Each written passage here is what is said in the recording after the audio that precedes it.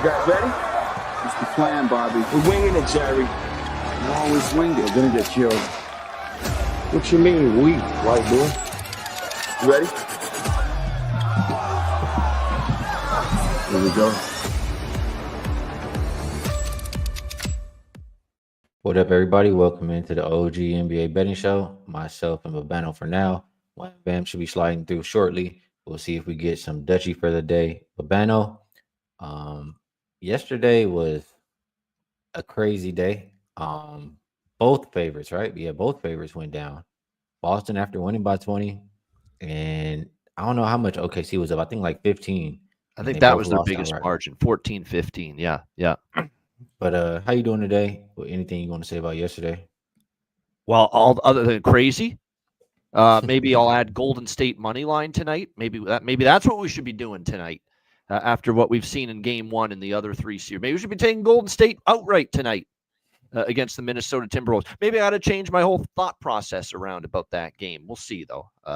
We'll get to that in a moment. But what can you say? And the reason I say that, road underdogs in these Game 1s here in the second round, not only 3-0 against the spread, but 3 outright wins as underdogs.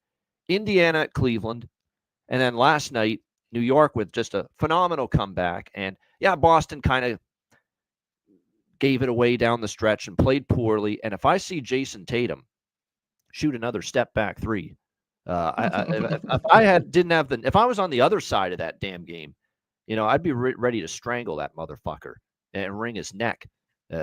Stop with that. And he did that, fell in love with that fadeaway three way too much and jump shot heavy. And they stopped attacking to the basket. New York defense tightened up, and Jalen Brunson was phenomenal down the stretch. Big shot and big play after one. And give the New York Knicks credit. We found out, we already knew the New York Knicks were a pretty tough team, tough-minded. They showed it in the Detroit series, Skee. Would they show it against a much better team? Obviously, the defending champs, and they did. It's only one game. You don't want to overreact, and Boston's going to obviously you're going to have Boston's attention in Game 2 after what happened last night. But I think the New York Knicks declared a statement, Skee, that they can win this series. I'm not saying they will, but they can win this series, and they're going to be competitive in this series. It was a great performance by them for sure. No question. I was very impressed. OG Anunoby down the stretch. His defense was good, made some big shots as well for the Knicks. Very impressive comeback. I give more New York credit for the comeback than Boston, coughing it up. I can't say that about my team there, Oklahoma City, in the late game.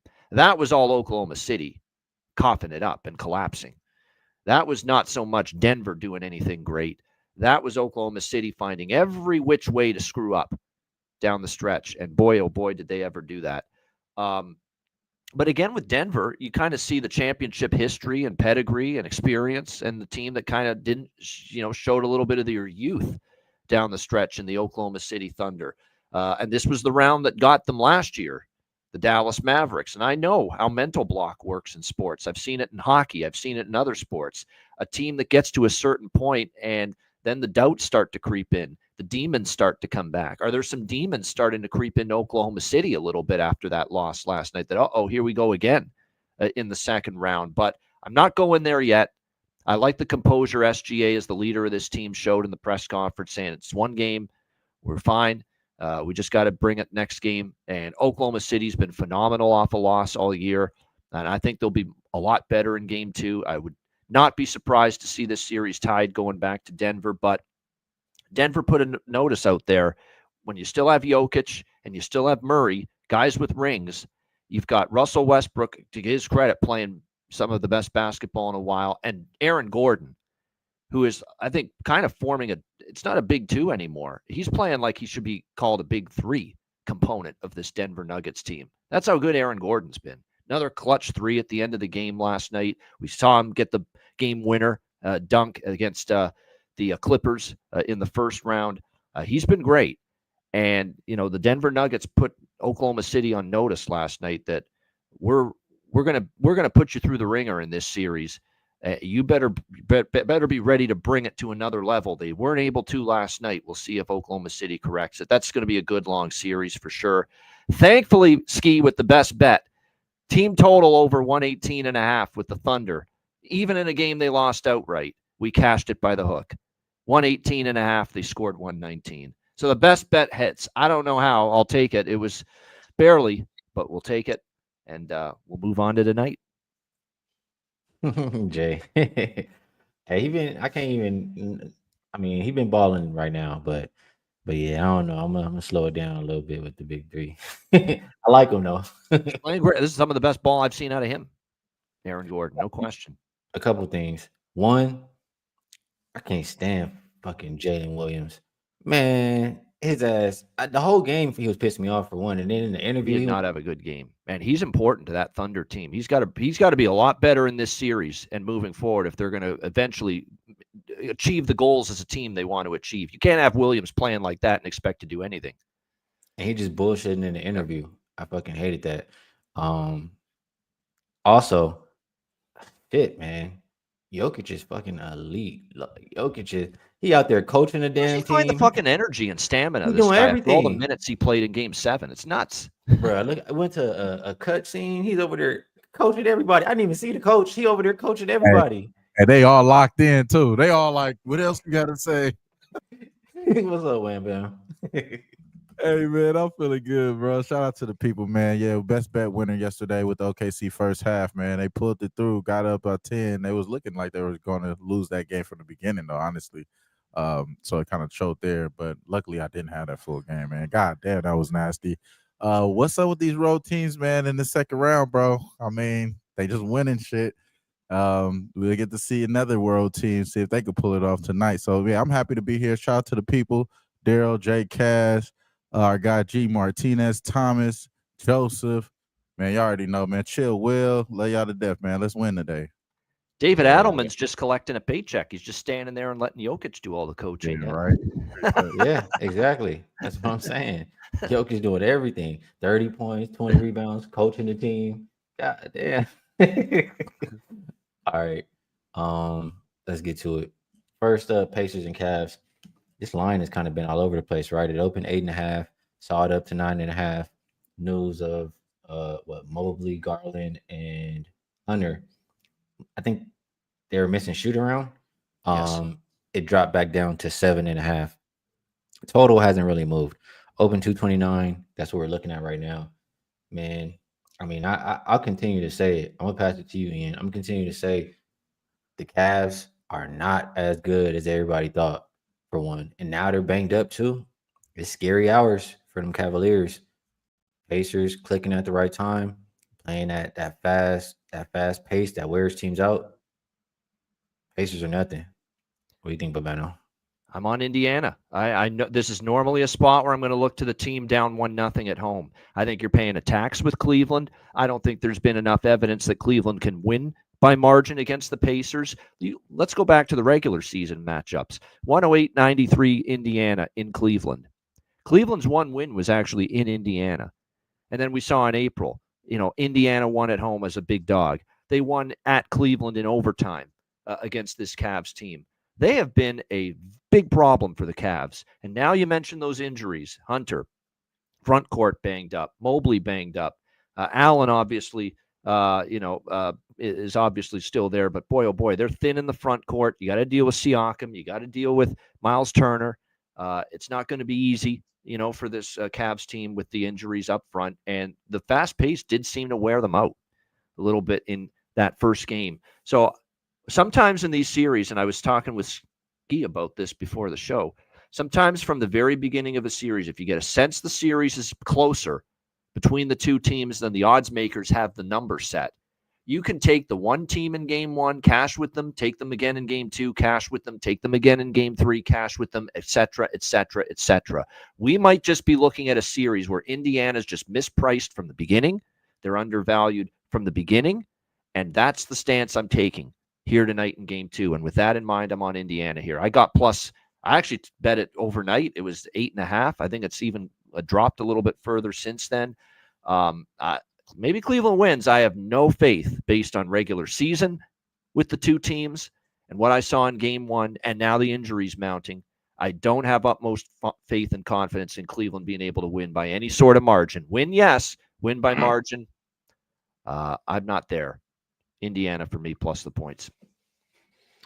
Yeah, I agree with a lot of what was said. Hank says players banged up and it's still minus 7.5. Seemed fishy to him. Yeah, but it was And 10. So it has yeah, come down. There has been a reaction to the injuries because the numbers moved toward Indy. what you thinking here, Wham Bam? Yeah, so for me, bro, this Cavs team has only beat this Pacers team this year without Halliburton, who wasn't in that game that they won this year. It's with the 127-117 back on the 14th of January. That was the only time that they won. This game, bro, it screams over to me. It screams that there's going to have to be some type of points being scored on both sides. I expect Garland and those boys to be in the lineup. I don't know, like the fact that they're missing from shoot around.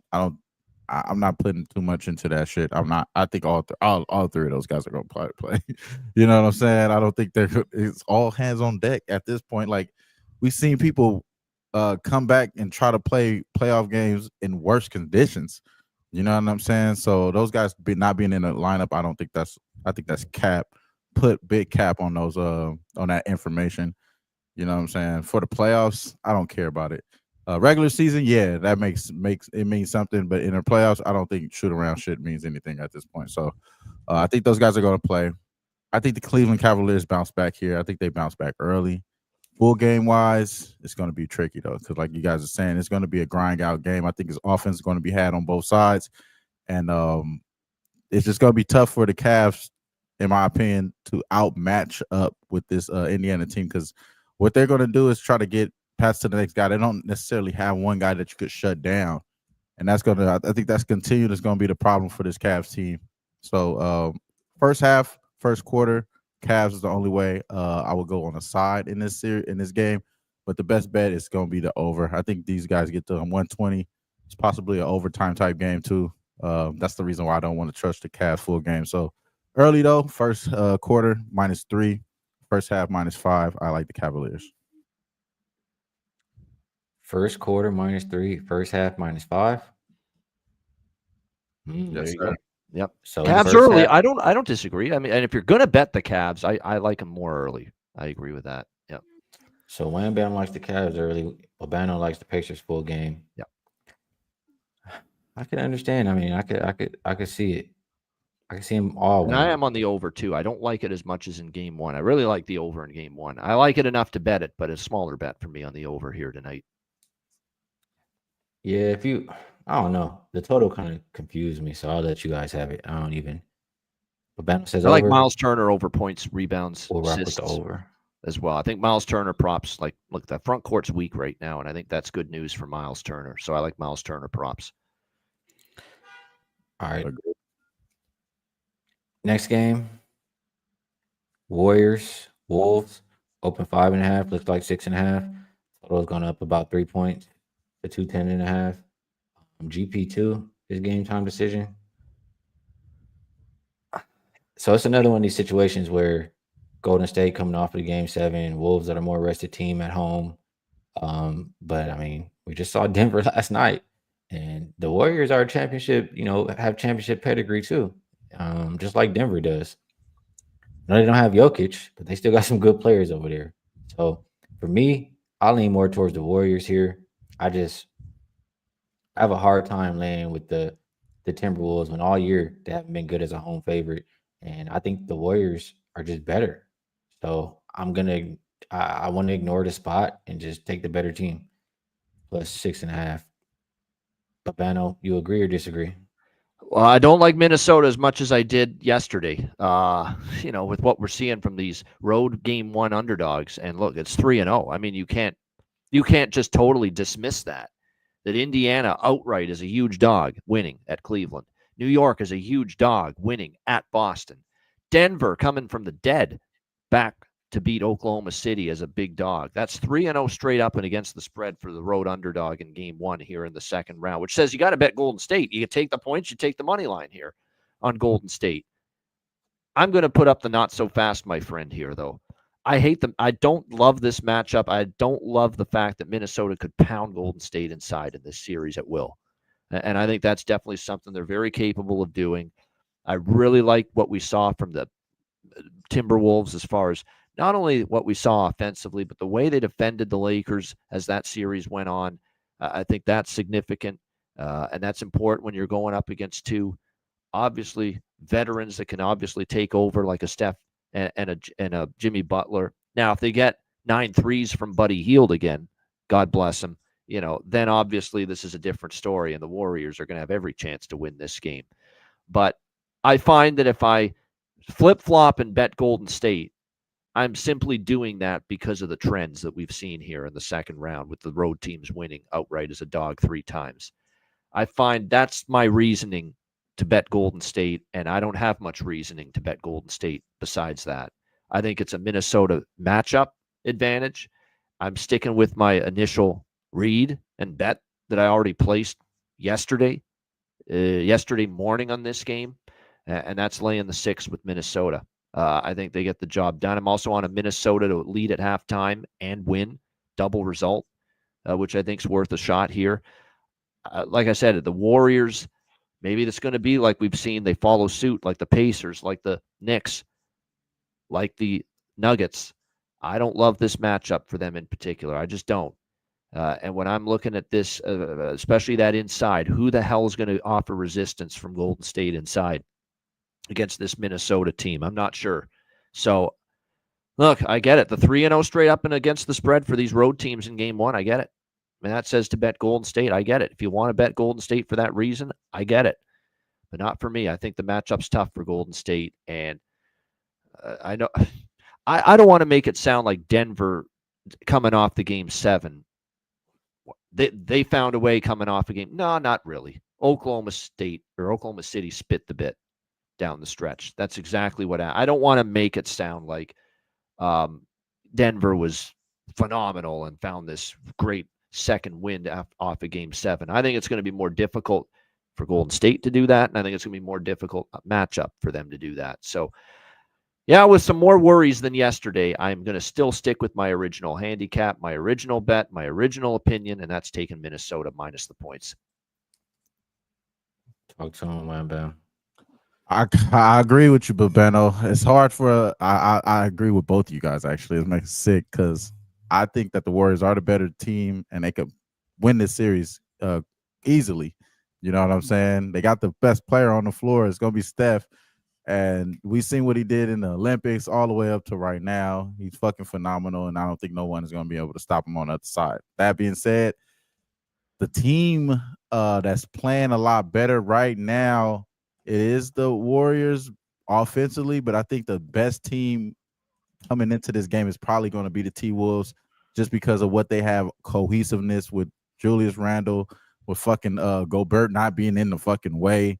Nas Reed and those other role players, guys, are actually starting to pick up those pieces there. And Edwards don't really have to be Superman to win these games here. So that's the issue that I have with taking the Wolves. That's the issue that I have taking the Warriors outright tonight because I think that plus 200 is so enticing. I love the sound of money line Steph. You know what I'm saying? Especially a motivated Steph, especially after seeing all these guys win on the road. Just as much as you're looking at that, Babeno, I'm sure these players on the Warriors side are looking at that too. They could possibly win this game as well. So yep. I don't think that's something that they're going to take lightly there. This is a team that's won 3 straight against these guys. The Warriors. The Warriors won 3 straight against this team, and again, I think they are. I agree with Skee. I think they are the better team. It's just in this particular situation, like you said, it's hard to bet against the spot. It's hard to bet against your first mind. My first mind was the same as yours, Babeno, yesterday, and I haven't bet this yet, but I want to go first half full game here with the Timberwolves, and I want to go Anthony Edwards under 27.5 because I don't think he's going to have to do it by himself. I think it's going to be a cohesive. There's going to be a lot of guys helping him out in this game, starting with Mike Conley. You know what I'm saying? So I think those guys are going to make it happen for him. So I like the under 27.5 with Ant Nothing I haven't bet in this game yet, but I'm pretty sure I'm going to be on the 6.5 with the T-Wolves by the end of the night. All right, we're gonna move it on over to best bets. If I can find it, there we go. First up, you already know what it is. Wham bam. Let them know how to get paid. All right, man. So this is how I do it right here. I'm gonna go to the Cavaliers. It's the only bet that I made so far. I do like the Timberwolves full game. But Cavs first quarter -3. I don't think they playing around. They did lose. And honestly, I think the Indiana Pacers may be playing along in that first quarter, throwing some out of pocket bounds plays and doing bullshit there that you normally uncharacteristically showing there. So I think the fix is in here. First quarter -3 Cavaliers. Good stuff for myself. I'm gonna go with Nas Reed over 15.5 points plus rebounds. He averages a little bit over 20 on the season. He hit this every time he played Golden State this season. He's hit it 3 out of the 5 playoff games. And I just see the game going like, I mean, if I'm the coach, get the ball out of Ant's hands. And there'll probably be some open threes, catch and shoot threes for Nas Reed there. And if Gobert possibly gets, played off the floor, more minutes for Nas Reed too. So I see a lot of ways he can get there. I'll go over 15.5 points plus rebounds. Babano, you are last but not least today. Let them know how to get to the window and take us home.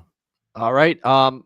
It was definitely my best bet yesterday. I don't want to say I haven't gotten cold feet, obviously, because I'm sticking to my guns here. In spite of the 3-0 record for the road teams in game 1 so far in this round, I just think Minnesota is got the matchup advantages in the defense to corral Golden State. It's still tricky coming off the game 7 for this team against Houston. I'm going to stick with the Timberwolves here at home, and we're going to take them -6 against the Golden State Warriors for my best bet. Shout out to everyone in the chat. Hit the like button. We appreciate it very much, and we love you guys tuning in every day because the NBA is a hell of a drug. And you're looking at the plugs. Be sure to like, subscribe, share the motherfucking video. Y'all stay fresh. Stay blessed. And let's stay putting these motherfucking bookies to rest. Yeah, man. You guys ready? It's the plan, Bobby. We're winging it, Jerry. You always winged it. We're gonna get killed. What you mean, we, white boy? You ready? Here we go.